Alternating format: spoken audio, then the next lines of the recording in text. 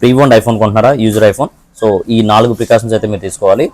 First thing వచ్చేసరికి display వచ్చేసరికి మనకి పైన నోటిఫికేషన్ బార్ ఉంటుంది. నోటిఫికేషన్ బార్ని స్లైడ్ చేసిన తర్వాత కిందకి లాగితే కనుక మనకి డిస్ప్లే బ్రైట్నెస్ పెంచుకునే బార్ ఒకటి వస్తుంది.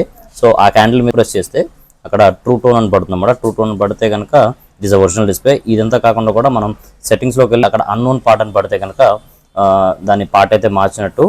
వీటితో పాటుగా బిల్ బాక్స్ అనేది కంపల్సరీ తీసుకోవాలి. ఇది కాకుండా మీ ఫోన్ జెన్యూనా కాదా తెలుసుకోవడం కోసం గవర్నమెంట్ వెబ్సైట్ లింక్ అయితే కింద ఇస్తున్నాను, లేదా డిస్క్రిప్షన్ కనపడుతూ ఉంటుంది మీకు.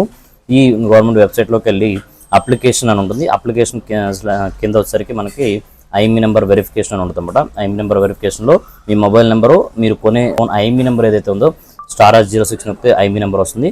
ఆ ఐఎంఈ నెంబర్ని దాంట్లో ఎంటర్ చేసిన తర్వాత ఈ విధంగా అయితే డిస్ప్లే అవుతుంది. మీ ఫోన్ జెన్యూనా కాదా లేకపోతే థెఫ్ట్ ఫోన్ అనేది తెలుస్తుంది. కాకుండా సెట్టింగ్స్లోకి వెళ్ళిన తర్వాత పడుతుందండి. ఐక్లౌడ్ లాగౌట్లో సైన్ అవుట్లో ఉంటేనే మీరు తీసుకోండి. అండ్ ఫైండ్ మై ఫోన్ ఆఫ్లో ఉండాలి కంపల్సరీగా. అది కనుక లాగౌట్ అవ్వకపోయినా, ఫైండ్ మై ఫోన్ ఆఫ్లో లేకపోయినా కనుక మీరు తీసుకున్న ఫోన్ అయితే మీది కాదు, ఇంతకుముందు వాడే వాళ్ళదే అవుతుంది, వాళ్ళదే అవుతుంది అనమాట.